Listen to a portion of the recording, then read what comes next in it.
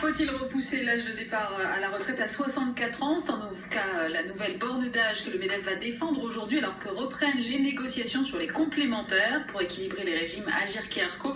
Le MEDEF propose un bonus pour ceux qui partent après 64 ans, un malus pour ceux qui partent avant. On en parle avec Emmanuel Grimaud, le patron de simulretraite.fr. Bonjour. Bonjour.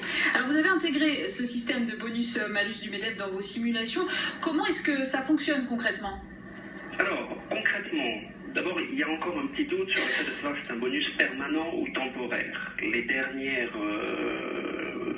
paroles tendraient à dire que ce bonus et ce malus ne s'appliqueront que pendant 1 an ou 2.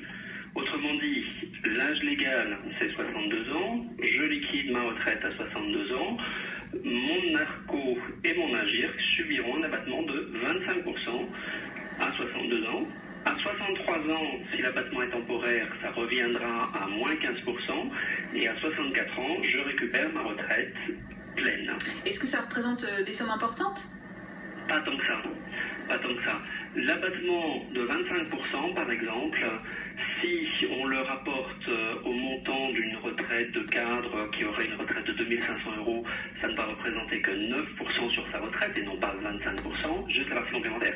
Et si on rapporte ce chiffre-là, cette perte, sur les 25 ans de retraite, ça correspond à une perte d'1,5% de ce que j'encaisse sur mes 25 ans de retraite.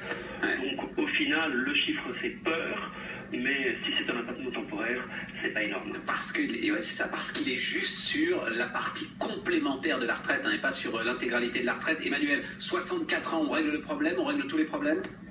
À 64 ans, on a réglé le problème de toutes les retraites. Il faudrait que l'ensemble des régimes du pays passe à 64 ans et on n'aurait plus aucun problème de financement.